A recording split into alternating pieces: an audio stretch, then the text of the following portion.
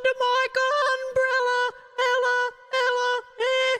Today was the Indie Direct, and I can honestly say I think this was the best Indie Direct I have ever seen. I don't know if it's because the indie games were better or because it was the indie games just appealed to my demographic more. Either way, I'm not going to complain.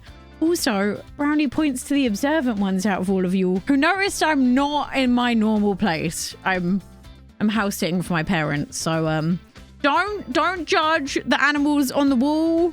This is my childhood bedroom. I don't have control of the wallpaper anymore, okay? This is my parents' house. No judgment. So we watched the Direct on the stream today, and there were so many games I want, and even some games that I've already gotten, because yeah, some of them shadow drop. I need more warning, Nintendo. My bank account cannot handle these last minute games. Please. Anyway, let's get on to it. First up, we have Ooblets. Now, this game is by no means new. This game has been out on the PC for, I swear I've seen people play it for at least the last year and a half, maybe more. And this game shook the cozy community when it came out, and it's easy to see why. Look at it. Look at it. It's so heckin' cute. And I think this might be one of the most unique farming sims I have ever seen. How many farming sims do you see have dance battles? And no, I'm not counting Stardew. That's not a dance battle, even though it feels like it. Honestly, this game looks adorable, and it combines so many of my favorite things from other games. It has decorating, collecting, exploring, and as I said before, dance battles. You can even dress the Ooblets up. Oh, I need it. I need it.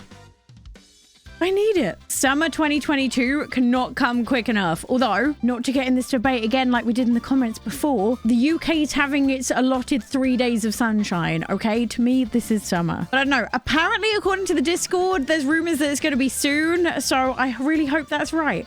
But also, I kind of hope it's not right because my bank account's screwed. Moving on. Next up, we have Elector Head, which is really heckin' cool because it was made and developed by one single person. You've piqued my interest, sir, with your turtleneck. Platformers aren't really my thing, with the exception of Ori, which I fell in love with, but this game's concept looks really, really interesting.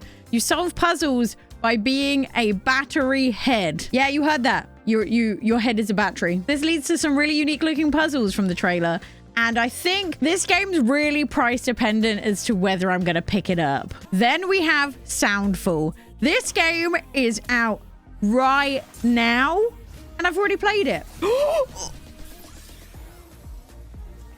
And I have already fallen in love. So welcome to the bias segment of this whole thing, which is a game I've played and love, and now I'm going to tell you why you should get it. So I played this on stream earlier today. I got it the second it showed up in the eShop after the Direct.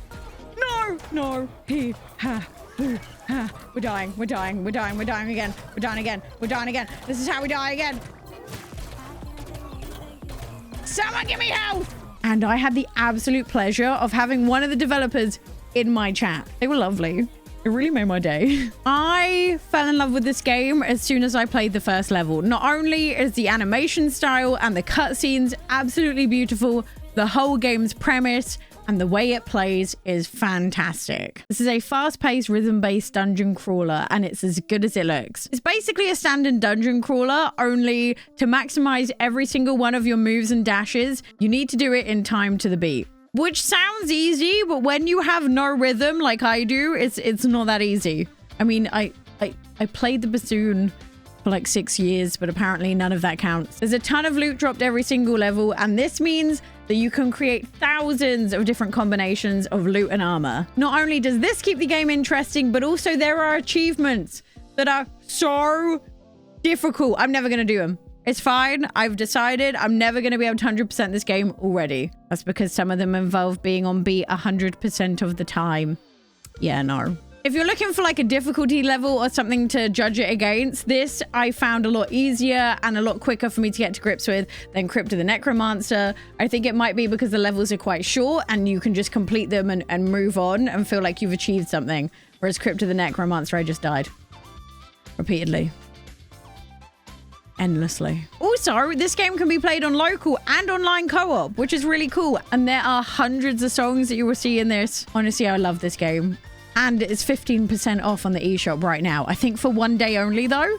So if you're intrigued by it, do it. Next up, we have Totally Accurate Battle Simulator. I feel like this has been out on PC for a while. I also feel like the game speaks for itself. It's a totally accurate battle sim. The only thing that worries me is when you can have hundreds of things out on your screen is how the Nintendo Switch is going to deal with this, especially undocked. So I would say if you're interested in this, don't pre-order it. Wait for the reviews and just check it holds its frame weight nicely. Then we have Gumbrella, which looks beautiful. Also, I love the concept, an umbrella, which is also a gun. I love it. The story hits a bit too close to home, with a guy grappling to survive in a world where all the natural resources have been depleted. Yeah, but overall, this looks to have some really cool mechanics with the whole umbrella slash gun thing working together, and you can upgrade your gun as you go along. Again, one of those games which I'm on the fence about until I think I see some more gameplay or reviews or just the price. Next up is We Are OFK.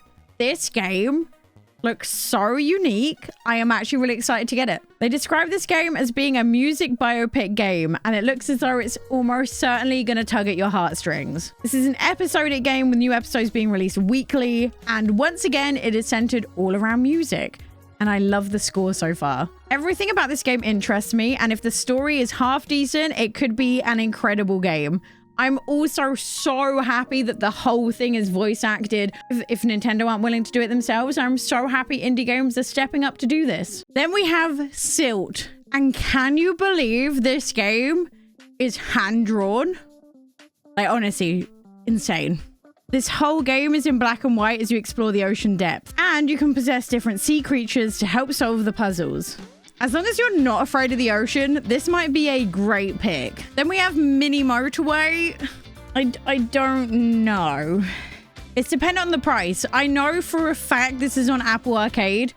I don't know if it's an arcade or was an arcade exclusive game, or if this is also on every mobile phone. But yeah, I always feel a bit iffy about mobile phone games coming to the Switch. We're gonna have to see what the price is for me to have my whole opinion. Whilst the game looks fun and it ran fine on my iPad, I don't know. I don't know how I feel. And then we have today's prize for best named game.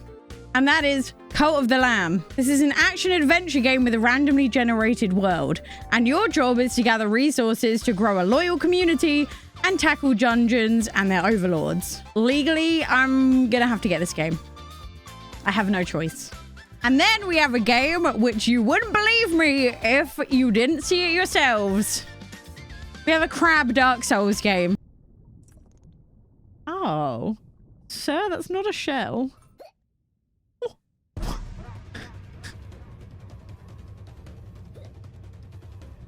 Okay, why do I need this?